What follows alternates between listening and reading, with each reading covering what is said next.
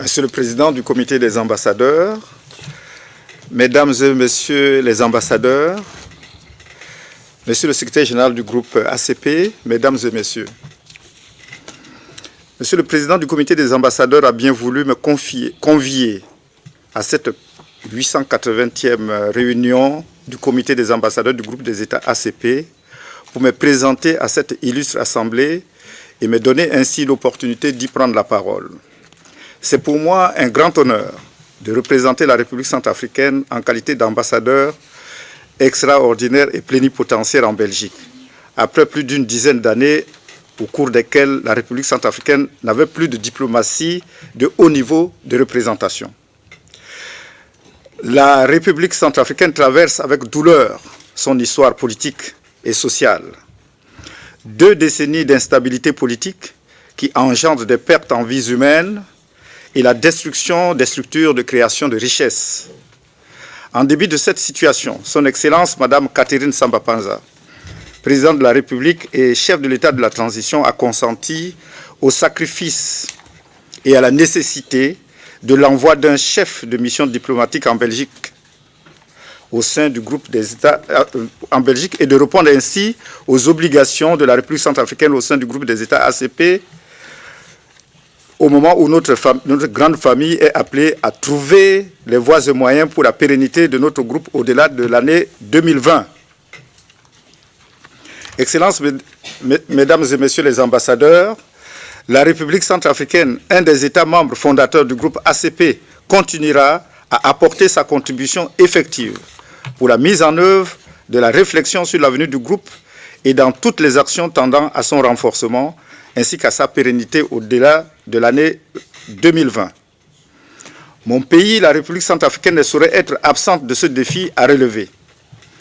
Président du groupe ACP en 2000, l'accord de Cotonou fut signé sous la présidence centrafricaine. J'étais d'ailleurs, pendant cette année 2000, j'étais ministre de l'Agriculture et de l'Élevage de mon pays. Je me réjouis donc de faire partie aujourd'hui de ce comité en ce moment décisif, j'allais dire, de l'histoire de notre groupe.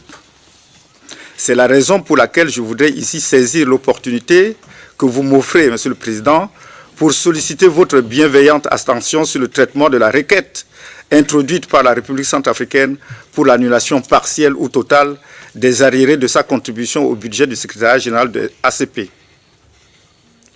Mon pays a besoin de la solidarité du groupe ACP pour l'appuyer dans ses efforts de reconstruction socio-économique et de restauration de l'État. Je saisis également cette occasion pour renouveler l'immense gratitude de son Excellence Madame Catherine Samba-Panza, présidente de la République, chef de l'État de la transition, à tous les États membres du groupe des États ACP qui ne ménagent aucun effort pour apporter leur concours au défi de la reconstruction et de la restauration de l'État centrafricain. Chers collègues, le peuple centrafricain aspire à la paix et au développement. Les autorités de la transition ont pris l'engagement de conduire à son terme cette période transitoire et d'organiser des scrutins transparents et apaisés avec l'appui de la communauté internationale et de la région Afrique centrale.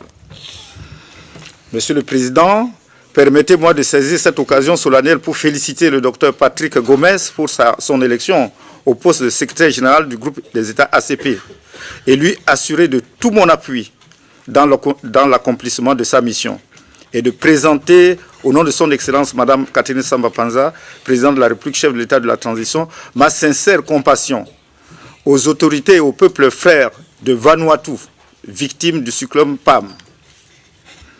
Pour finir, je voudrais présenter mes félicitations à mes collègues de Cuba et des Seychelles qui entrent aujourd'hui avec moi au comité des ambassadeurs. Je vous remercie de votre accueil, Monsieur le Président.